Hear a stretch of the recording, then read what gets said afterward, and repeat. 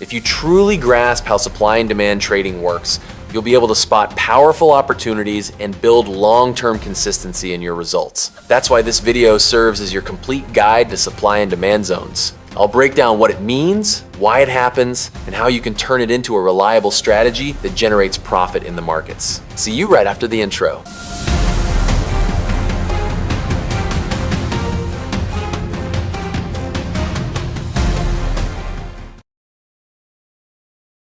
Welcome back to Trade-ins. At its core, supply and demand represents strong buying or selling activity in the market. It's not simply about how many traders are involved, but rather the size of the orders being placed. In fact, just a few institutional players with massive positions can have a much bigger impact than thousands of smaller traders.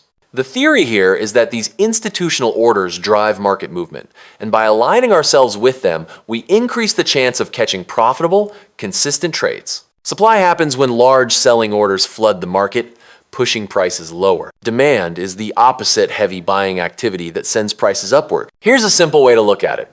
Imagine this demand zone in the GBP-USD pair. This range shows a price level where buyers stepped in heavily before. Since traders considered it a fair price in the past, there's a strong chance they'll react to it again in the future. So if price revisits that zone, it creates an opportunity to buy at a discounted level. The areas where these large buying or selling moves begin are known as zones.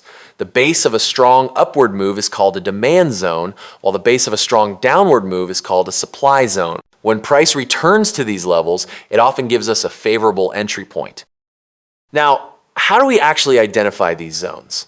A commonly used approach is to mark the last down candle before an upward rally as the demand zone, or the last up candle before a sharp decline as the supply zone. For example, in a sideways or slightly bearish candle before a big rally, that candle would represent your demand zone. Now, I don't personally stick to the standard rule that many traders use. Since I taught myself supply and demand by piecing together simple bits of knowledge, I eventually built my own method. Over time, I realized that my approach gave me clearer results, so I stuck with it. That being said, it's completely up to you whether you use the common rule or try my way. Both can work. Here's how I do it. I focus on the last candle right before the impulse move. For example, in this chart, we have a demand area followed by a strong bullish push. What I would do is highlight the final candle before that big move upward and use it as my demand zone. With this approach, you'll notice that price dipped back into the zone, allowing for a precise entry and a safer stop loss, ultimately surviving the move. If you had followed the traditional rule, however, the wick might have dipped below your zone and potentially stopped you out. I'm not saying my method is the only correct way, it's simply how I view the market. The general rule can still work perfectly fine for many traders. But from my perspective, marking the last candle before the impulse gives me a better edge. Let's look at an example. Here's a demand zone created by the last candle before a sharp upward move. Price comes back, taps into it, and offers a solid buying opportunity. Then we see another impulse again. I mark the last candle before it, creating another demand zone. When price retraces, that becomes another high probability buy area. Now, here's a tip for when the chart looks messy or hard to read. You can sometimes use the wick of the candle instead of the entire body. Why?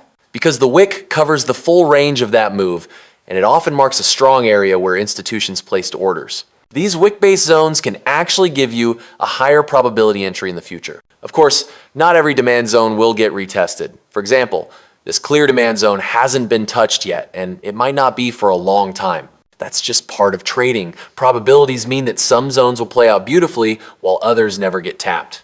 The same logic applies when identifying supply zones. If we flip the chart upside down, you'll see it works in exactly the same way, but for selling opportunities. One last and very important thing to note. You should always align supply and demand zones with the overall trend. Zones appear everywhere on a chart, but without a sense of market direction, it's impossible to know which ones truly matter. Trading against the trend will only lead to frustration. By working with market structure, you filter out weak zones and focus on the ones with real potential. When we shift to the selling perspective, it becomes clear that the market is in a downtrend. Structure has already broken, and we can clearly see the sequence of lower lows and lower highs. In this type of trend, the smartest approach is to focus only on selling from supply zones. If you try to trade demand zones in a downtrend, you'll keep getting stopped out, and that's simply because you're trading against the momentum. When the market is pushing down, your job is to move with it, not fight it. The same rule applies in the opposite direction. In an uptrend, you only want to buy from demand zones. Trying to sell from supply zones while the market is trending upward usually leads to stacked losses. So the golden rule is simple. Always trade in the direction of the trend. Let's recap the key points so far. Supply and demand are created by heavy buying or selling activity. Supply zones represent areas of strong selling pressure, while demand zones represent strong buying pressure. These zones mark price levels that traders and institutions previously saw as good entry points. So when price returns to these levels, there's a high probability the market will react again. And most importantly, supply and demand are only reliable when aligned with the overall trend. Going against the flow leads to unnecessary losses. Now, let's put this into practice with a trade example. We'll start with gold.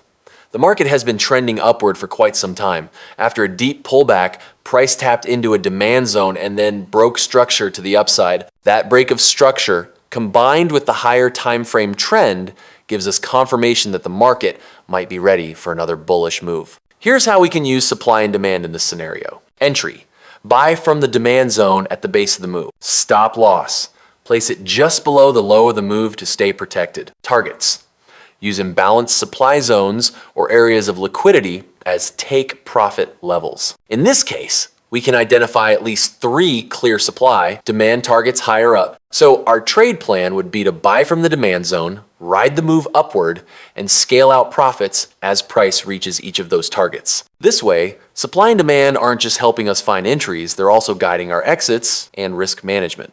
And there you have it, a trade that followed the higher time frame trend, entered from a demand zone, and targeted imbalanced supply zones for profit. The system itself is straightforward, but when you combine supply and demand with market structure, it gives you the ability to catch really high quality setups.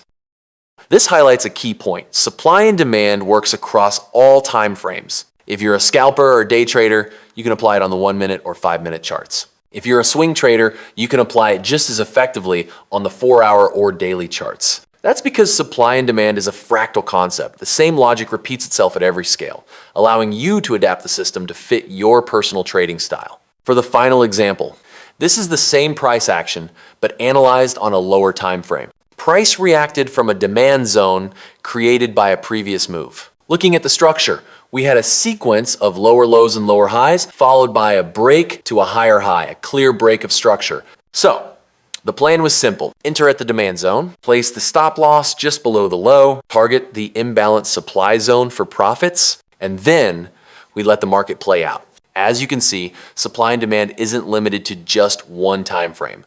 Whether you're trading on lower time frames or higher ones, the concept works the same and can produce excellent results. That wraps up this guide on supply and demand trading. Now it's your turn. Go back into the charts, test this for yourself, and start building consistency with the system. It does take practice to refine your eye and learn which zones truly matter, but the key principle to remember is simple.